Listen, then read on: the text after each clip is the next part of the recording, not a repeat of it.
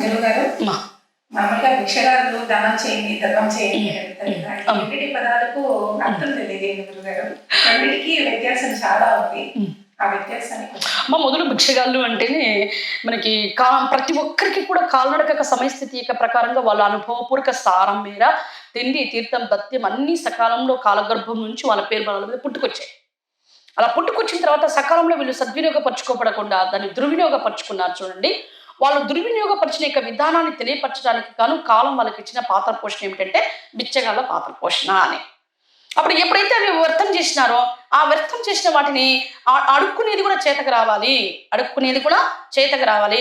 ఒకప్పుడు ఇవ్వడమే తప్పని తలంచిన వాడు, ఇట్లా చేయి పట్టడమే తక్కువని తలంచిన వాళ్ళు అవన్నీ సరికాదు, విషయానికి తగ్గట్టుగా అడిగేది చేత కావాలి, ఇచ్చేది చేత కావాలి, చెయ్యి పట్టేది చేత కావాలి అనేటట్టుగా ఇవన్నీ నడక నేర్చిన వాళ్ళం మనం. ఇవన్నీ తక్కువతనంగా తలంచినారు మన వాళ్ళంతా. అలా తక్కువతనంగా తలంచడం ద్వారా వాళ్ళు తమ ఆహాన్ని గర్వం చేతని ఆడబడి దాన్ని ఎంత దుర్వినియోగపరుచుకుంటూ వచ్చినారు. అందుకే కాలం ఏం చేసిందంటే ఒక తిక్కు వాళ్ళు దుర్వినియోగపరిచినందుకు గాను శిక్షగా మరొక వరకు వాళ్ళు నడక నేర్వాలన్న విధానం చేత ఈ యొక్క అడక తినే పాత్ర పోషణలు వాళ్ళకి ఇచ్చేసింది. అలా ఇచ్చినప్పుడు వాళ్ళు ఎందునైతే అసంతృప్తి నడకల్లో ఉన్నారో, ఆకలియా, దప్పికయా, లేకపోతే వస్త్ర నిర్వహణ యొక్క నడకయా, లేకపోతే మిగతా ఏవైనా తమ లోపల కలుగుతాయా అని అన్నప్పుడు వాళ్ళు ఆ సిగ్గుపడకుండా అడిగే విధానం కూడా చేతకు రావాలి. సిగ్గుపడడానికో, మొహమాటానికో, బిడియానికో తక్కువని తలంచుతామనో అవి అక్కడ ఉండకూడదు. ఒక జీవమునకు అడుక్కునేది చేత కావాలా అనేటట్టు సాటి జీవాన్ని అని అన్నప్పుడు వేసేవాళ్ళు ఆ అర్హతను కలిగి ఉండాలా, తీసుకున్న వాళ్ళు ఆ అడిగే విధానాన్ని కూడా తెలిసి ఉండాలా అనేటట్టు ఈ నడకలు నేర్పడానికి గాన కాలం మనకు ముందు ఆ నడకను దుర్వినియోగపరుచుకున్నాం కాబట్టి దాన్ని మళ్ళీ తిరిగి మనం నిలబెట్టుకోవాలన్న విధం చేత మనకు అడుక్కు తినే పాత్ర పోషణ ఇచ్చింది ప్రతి ఒక్కరికి. కానీ వాళ్ళు ఏ స్థితిలో ఉంటే ఆ అడక్క తినే పాత్ర పురుషులు తీసుకొచ్చుకున్నారో తెలియనంత వరకు కూడా ఈ పదాలనేటి దానము ధర్మము అనేటి మనకు సూక్ష్మని కూడా నడకకు మొదల్లో వర్తిస్తాయి, ఇక్కడికి కాదు వర్తించేది. మనం ఇప్పుడు నోరారా మనకు ఏం కావాలా అన్నది తోటి జీవాలను అడగాల, స్పందించేటట్టు అడగాల. అది కూడా మనకు అంగవైకల్యం ఉండో, అతను మానసిక శారీరక పరమైన రుగ్మతులు ఉంటే వాళ్ళు అడగగానే స్పందించి ఇవ్వాల. మనం కాళ్ళు చేతులు అన్ని సక్రమంగా పెట్టుకుని ఉంటే అర్థమవుతుందా, అన్ని బాగున్నాయి, ఏమి నీకు కావాల్సినది. ఇప్పుడు ఒక అన్నం అడుగుతాం, సరేలే ఏమో అని పెట్టేస్తారు. నీళ్ళు అడుగుతాం, ఇస్తాం. వస్త్రం అడుగుతారు, ఇస్తారు. అంతకు మించి ఏదైనా సౌకర్యంగా నాకు సోపు కావాలా, బ్రష్ కావాలని అడిగితే నీకు కూడా ఈ సౌకర్యాలా అంటారు వాళ్ళు. అంటారా లేదా? అలా అన్నప్పుడు వాళ్ళు తమ నడకకు తగ్గట్టుగా దాన్ని అడిగే విధానం కూడా, అందుకే ఇవి అడగచ్చు ఇవి అడగకూడదు అనేవి కూడా అక్కడ కొన్ని ఉంటాయి అన్నమాట.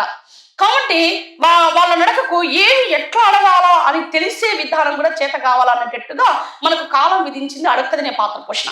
కానీ ఇప్పుడు వాళ్ళు ఆ పాత్ర పోషణ కూడా సరిగ్గా చేయలేదు కాబట్టి ఇంకా అడక్క తినే విధానంలోనే ఉన్నారని తేలిపోవడం పొరపాటు కదా అది. అంటే దానికి అర్థం ఇది. భిక్షగాళ్ళని కూడా కాదు వాళ్ళకి పదము అడక్క తినేవాళ్ళు. భిక్షగాళ్ళు అంటే లోతార్థం వస్తుంది. అది భిక్షగాళ్ళు అంటే మనకు సాధువులు, పుంగువులు, మునీశ్వరులు, తపస్సులు, యోగులు వాళ్ళ యొక్క యుగ నిర్వహణ యొక్క పరనడుగున వాళ్ళ తపోధన నిర్వహణ యొక్క నడకల్లో కొన్ని యొక్క మంత్రనక శక్తులను కోల్పోయి తదనుగుణంగా ఒక భిక్షగాళ్ళ నడక రూపాలు మరలా ధరించి వాళ్ళు భిక్షమైతే నడకగలిగిన వాళ్ళు, అంతా లోపల తలి వచ్చే భిక్షమెత్తారు వాళ్ళను భిక్షగాళ్ళు అంటారు.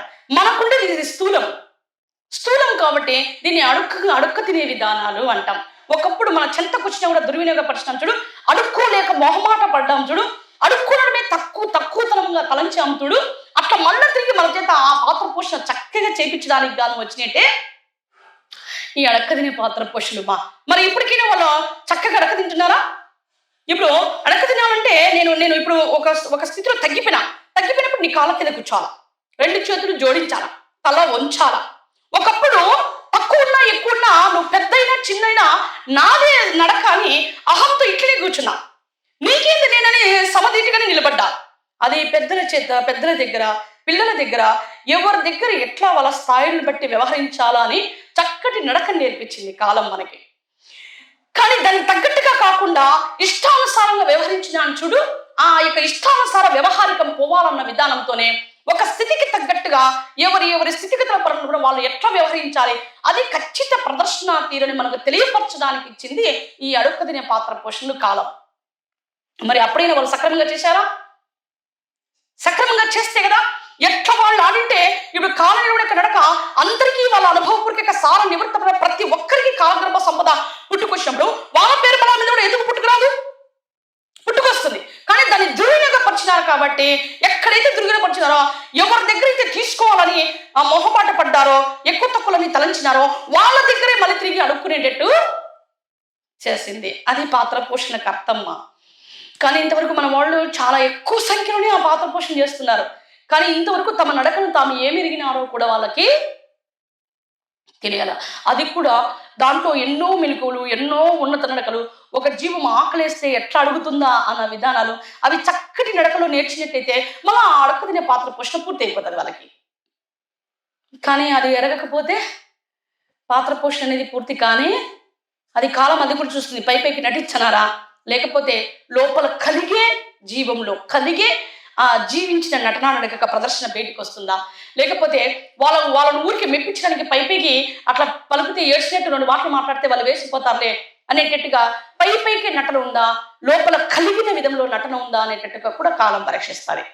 అలా పరీక్షించిన తర్వాతనే వాళ్ళకు నడక చక్కగా సరి నడకల ప్రారంభంలో ఉంటేనే నడక జీవిస్తేనే నటనలో ఆ యొక్క ప్రదర్శన చక్కగా ఉంటుంది. లేకపోతే లోపల కలిగినట్టుగా నటిస్తే మాత్రం అది ప్రదర్శన చక్కగా ఉండదు. ఇవన్నీ కూడా కాల పరిగణలోనికి వచ్చేస్తాయి. అందుకే ఇప్పుడు దానికి సరైన పదన నిరుడే నడక ఏంటంటే అడొక్క తెలియవాళ్ళు. అది సూక్ష్మ పదాలేమ్మా. మొత్తం కాలగర్భ యొక్క సంపద అంతా వాళ్ళ జ్ఞాన సంపదలు అయినప్పుడు ఆ జ్ఞానం యొక్క సంపదను దానం చేసేస్తారు. అట్లాగే అది సర్వేంద్రియ నడక ప్రారంభంలో ఆ మొత్తం దాన ధర్మం నడక కిందకి వస్తుంది. ఇప్పుడు మనకి ఏమీ తెలియదు. మన రుణం ఉంటేనే నీ నాకైనా వర్తిస్తుంది, నీ నాకైనా వర్తిస్తుంది తప్ప ఇంకా ఒకరికి ఇచ్చేటంత మన పేరు బలాల మీద కాలగర్భ సంపద ఇంకా పుట్టుకనానే లేదమ్మా. ఇంకా కొద్దిగా మన లోపల మనసులో మనిషిగా ఎదిగినట్టయితే తోటి జీవ ఆకలిని తట్టుకోలేక మన ఆకలినైనా కట్టుకొని వాళ్ళకి పెడతాం. అది మాత్రం ఉంది మన దగ్గర ఇప్పటి వరకు. అంతకు మించి మన అనుభవం రీతి మన అనుభవం నుంచి పుట్టుకొచ్చిన సంపద వాళ్ళకు వర్తించదు. రుణం లేకపోతే. రుణం ఉంటేనే వర్తిస్తుంది, రుణం లేకుంటే వర్తించదు.